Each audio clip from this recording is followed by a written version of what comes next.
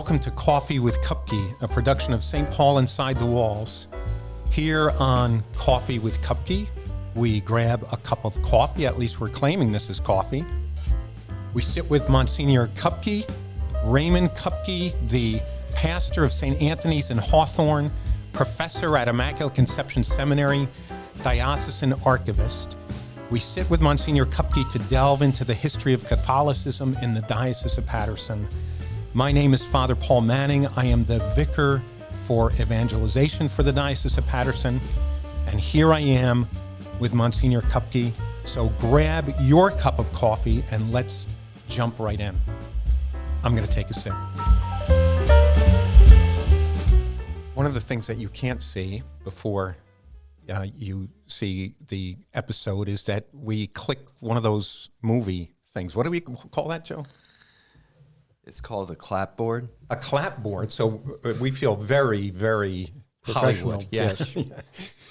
When we conversed last, we were talking about the second giant in Paterson Catholic history, Dean William McNulty, and we left him in his early 30s here in Madison, but he's only going to be in Madison for what? 4 years. 4 years, Yeah. and then he gets assigned To Paterson. to the city of Paterson, St. John's. Yes. By this point, he's like, I forget what number he is, like the 12th pastor of St. John's. Well, I wanted to ask you about that. You said there was a huge turnover, Yes. and one of his predecessors was called Mad Phil. Mad Phil O'Reilly.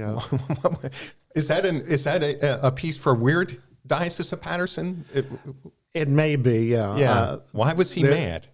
Just he was very eccentric and used. I mean, it's almost impossible to imagine this today, but he would go out and hunt in the environs of Paterson and shoot game for his dinner table. I mean, I don't know where you would go, to rural Totowa or something, but Well, it's funny because he would be seen walking down the street with his gun.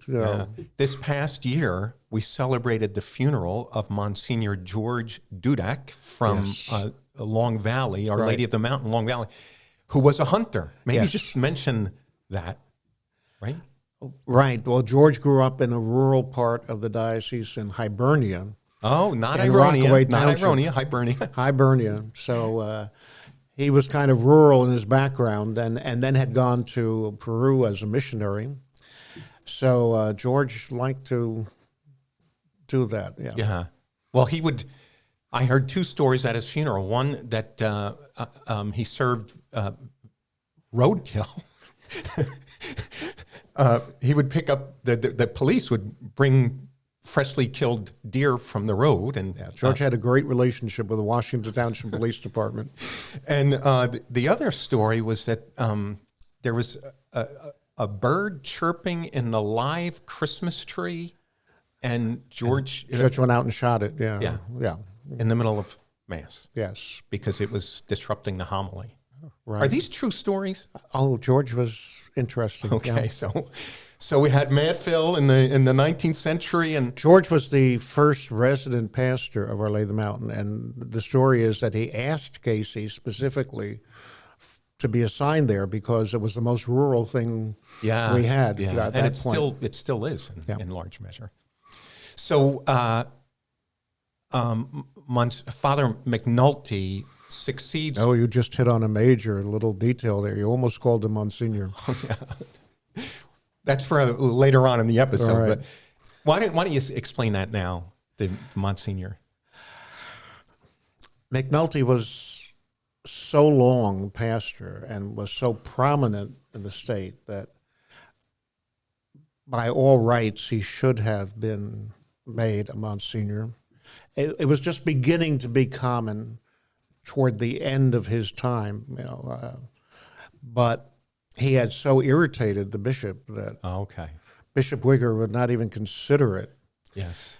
And the next bishop, Bishop O'Connor, for McNulty's golden jubilee as a priest, 50 years, offered him to be made Monsignor. At this point in the story, some of his altar boys are monsignors. Oh, boy. Wow. You know, at this point, the Vicar General of the Newark Diocese and the president of Seton Hall College were both monsignors, and both of them had served Mass for McNulty at St. John's. Okay.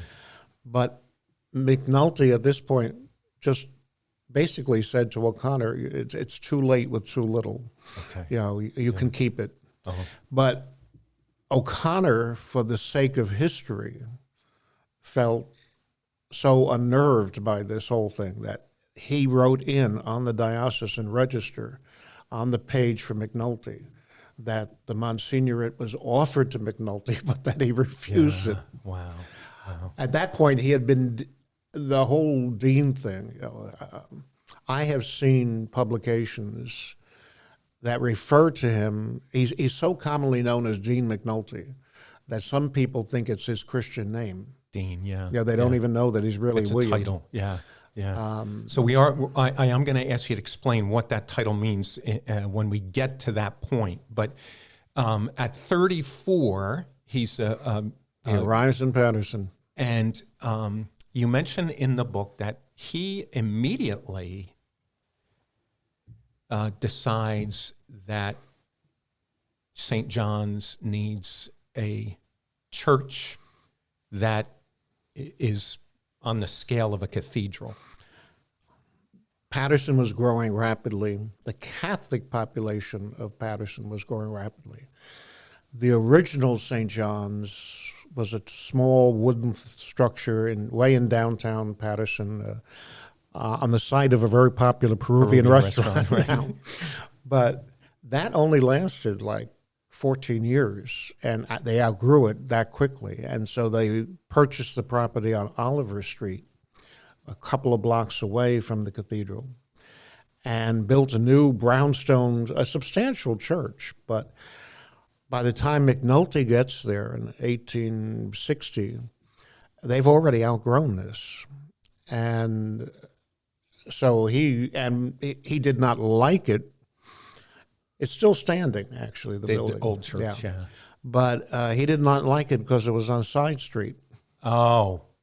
So he wanted something on Grand and Main.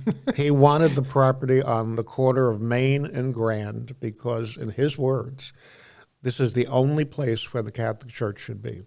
On Main and Grand. And they were not willing to give him this property because, you know, a little anti-Catholic prejudice. So he worked through a proxy to get the property, and ultimately, you know, got his lots there on the corner of Main and Grand, and then just decided to build this outsized church. And it obviously is our cathedral to this day. And I'm thinking that would be a great title for a chapter or a book on the corner. On the corner of Main and Grand, yeah, Yeah, absolutely. perfect. And in many ways, maybe that's the chapter for Monsignor Silva's tenure at the cathedral on the corner of Main and Grand. Yeah, he got a prominent American church architect to Patrick Keeley to design it. Keeley? Keeley. Yeah. Keeley is also the designer of the cathedral in Chicago, the cathedral in Boston. Oh. He did several hundred, you know, Catholic church buildings in the United States in this period. Interesting. And you can see some similarity, you know. So he designed it, but McNulty got contributive labor from the congregation. Like men would come home from work and go spend an hour or two in the cathedral yard dressing the stone. The brownstone is from Little Falls. Yes, I was going to ask you about the materials because in your book you mentioned the brownstone is from Little Falls. Right. And we have the contract for the stone. Oh, wow. In the archives. It's a wonderful document. It details how many of each different stone they wanted and what the dimensions were and what they paid for it. Do you remember where the slate roof was from? You mentioned. No, I don't. I think was it imported? It might have been. I think the slate roof was imported.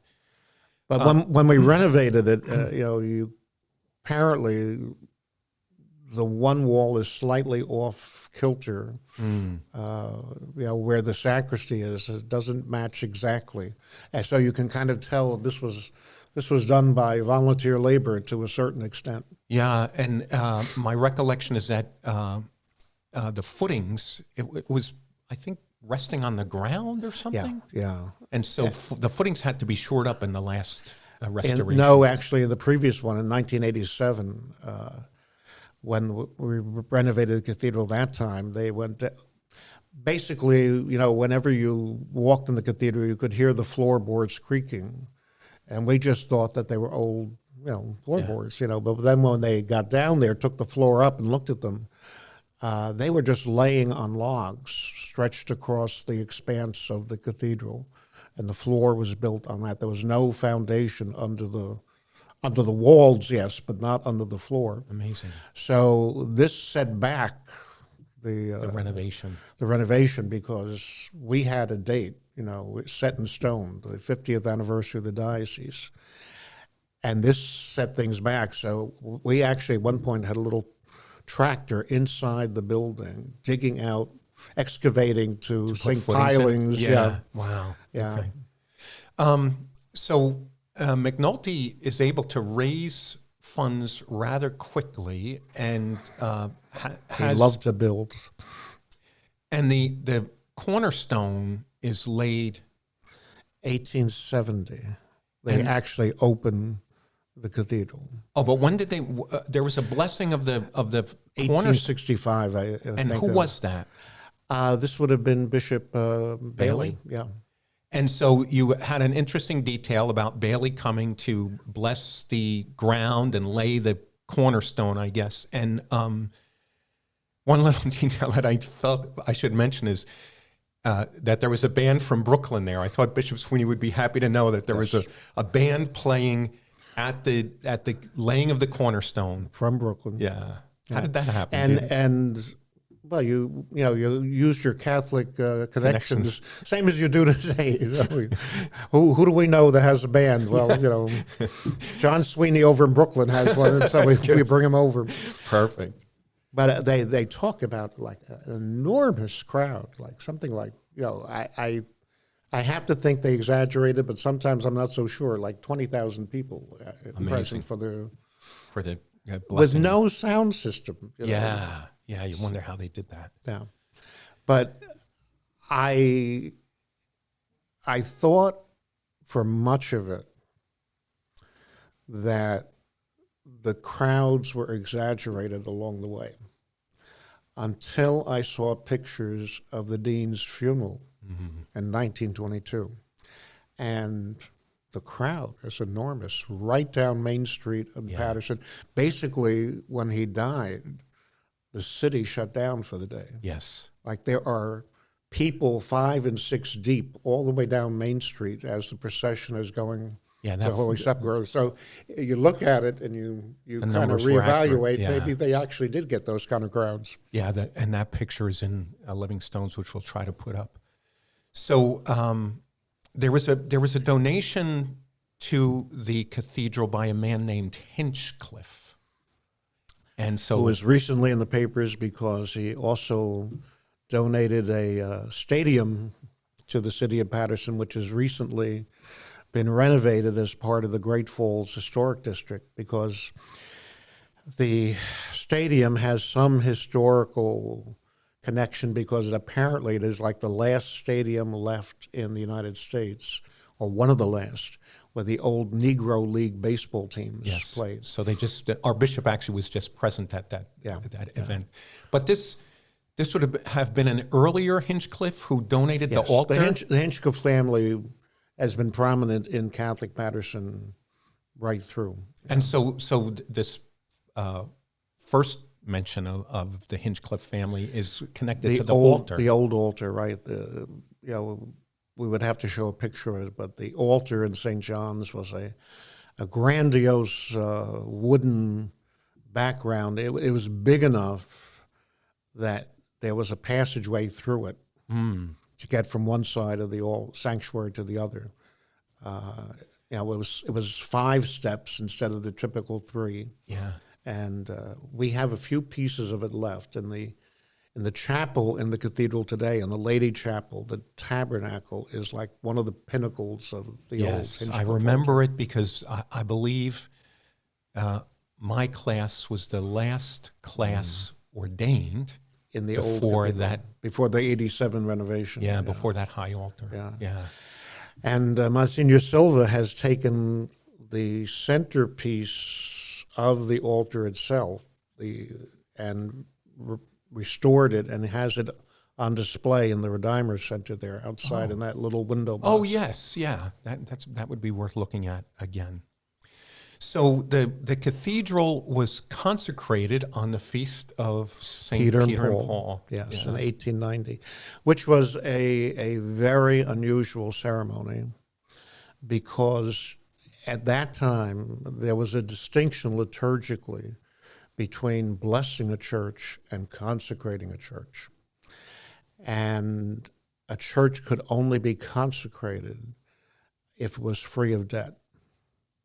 So That's interesting. hardly any of the churches in the diocese that go back were ever consecrated. The cathedral is one of the exceptions. And, McNulty, This was a testimony to his ability to yes, fundraise. he opened it in 1870. And over the next 20 years, raised funds, first of all, to finish it off. When it opened in 1870, all the windows were clear glass. Okay. The spire of the tower was not up yet. The Lady Chapel was not in existence. So over the next 20 years, he raised enough money to finish off all of those parts of the cathedral and also pay off the debt itself. The figure that we have, I think, is like $292,000 for the whole construction. Wow. Which would be a drop in the bucket today. Yeah, That's almost what you would pay for A consultant or something. so but at that time we were building small wood frame churches for less than $1,000. So Oh, wow. $292,000 is an enormous sum. Astronomical. Yeah. But he raised it, and but again, there's there's that little tension between him and Bishop Wigger. He asked the Bishop of Philadelphia to come up and Oh, consecrate. boy, that was a mistake. Right? It's never going to be a Monsignor. No. But you see a remnant of that in the cathedral today. There are two niches on the back, on the sanctuary wall of the cathedral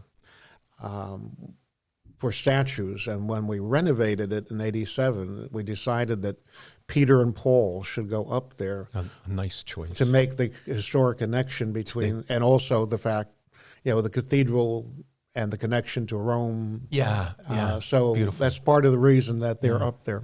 Now, was St. John's always named after St. John the Baptist from its very beginning? We presume so. In the earliest days, it was just St. John's. At some point, I think in McNulty's time, they began to refer to it as St. John the Baptist. I have always thought that it was named after the second bishop of New York, who was the one who sent the first priest to Paterson to found the parish. But, there's no document attesting to that. But. Okay. Now, one little detail that you mentioned, McNulty made a decision about the placement of the pulpit. Could you say something about that? Right. When it was open, people were astounded at how big it was. It's not very often in a diocese like ours that a church built in 1870 is still the largest church in the diocese 150 years later. So it gives you something of an idea of the scale of McNulty's vision. But with no sound system, Bishop Wigger hated to go to St. John's because he couldn't be heard. Trying to preach, he called it a barn. Oh, wow. That you just couldn't get enough volume to preach in this thing because of the size of it. But so right from the beginning, there was criticism of McNulty. There was a lot more press at the time. There were multiple papers, and they would all, grab onto anything they could find to promote, circulation. So right from the get-go, there was criticism of McNulty that he had pretensions to being a bishop himself. Because of the church he built. Yes, and that St. John's would be a cathedral. So McNulty, it was strong enough that McNulty felt compelled to deny these rumors. Yes. I don't think he necessarily had pretensions for himself, but I don't doubt that he always had pretensions for the building. Yeah, that he prophetically knew that Paterson would be a So diocese. in installing a pulpit, and by the way, the pulpit I think is also a Hinchcliffe donation. Oh, okay. Thank you, Hinchcliffes. He put it on what we used to call the epistle side of the sanctuary. So Which would have been atypical. Atypical. So if you're looking at the sanctuary, it would be at the right side. Most of the churches, not all, but most of them had it on the other side of the now sanctuary. that you think about it. Yeah. Our assignment in St. Peter's and Precipity is one of the notable exceptions. Yeah, that's right. But Because Monsignor Flanagan thought it might be a cathedral someday. No, we won't go there. But he was criticized for that, and they said that the reason he put it there was because he was leaving room for an episcopal throne on the other side when eventually it would become a cathedral. Right. So the bishop's seat, the bishop's chair, is The normally cathedral on the that left. side, right. Yeah, the Catholic. So after McNulty died, his successor moved the pulpit to the other side. And then like 10 years later had to move it back again when, in fact, St. John's did become a cathedral and they needed to. Oh, yeah. And now, of course, we have that really magnificent pulpit. Yeah. Well, we're going to leave Father McNulty having completed the cathedral and ready to move into the next. You have one last comment. You can't leave McNulty this quickly. Well, we're up out of time. Oh, all right. So we're going to carry on in the next episode with Father McNulty. Let's leave it there. I want all of you who are listening or watching to make sure that you keep an eye out or an ear out for the next episode of Coffee with Kupke. In order to stay on top of new releases, make sure you follow or subscribe wherever you're listening. And if you are on YouTube, please do drop a like and hit the bell for notifications. While you're at it, make sure to check out the other shows produced by the diocese. Those shows are Beyond the Beacon, hosted by Bishop Kevin Sweeney and Jay Agnish, our Director of Communications, and the Paul Street Journal, hosted by Brian Hansberger and Freddie Garcia.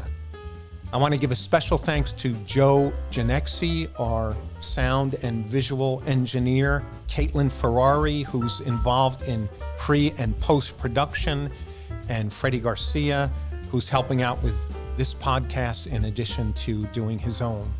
With all that said, I just want to thank you for joining us in Coffee with Kupke.